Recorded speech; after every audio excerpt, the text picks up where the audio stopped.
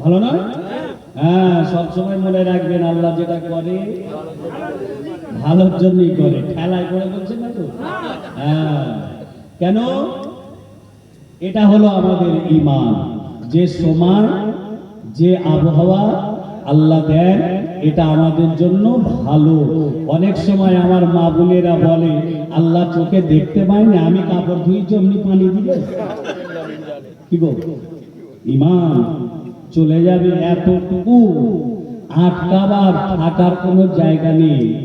আল্লাহ চোখে দেখতে পায় না, আমি কাপড় ধুইছি বলে পানি। আহা, এগুলো আগে আগে মা বোনেরা বলতে, এখনের মেয়েরা ওসব কথা বলে না। কি বলে?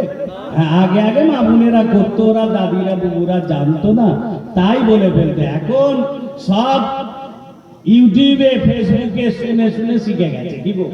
কিন্তু মাথা গুলিয়েও যাচ্ছে কোনটা করবো আর কোনটা ছাড়বো, গুলিয়ে ফেলছে।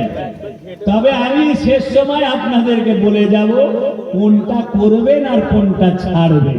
শেষে আমায় মনে করে দেবেন যে ভাইজান কোনটা ধরবো আর কোনটা ছাড়বো। কি গো, সব তো ঠিক।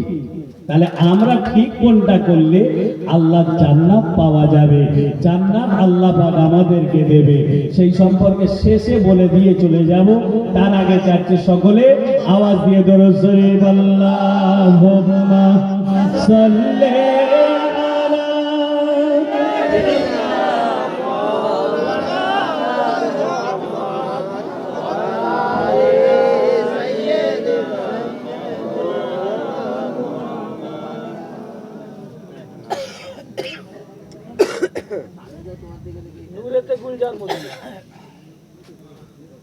জালিমের জুলুম সইব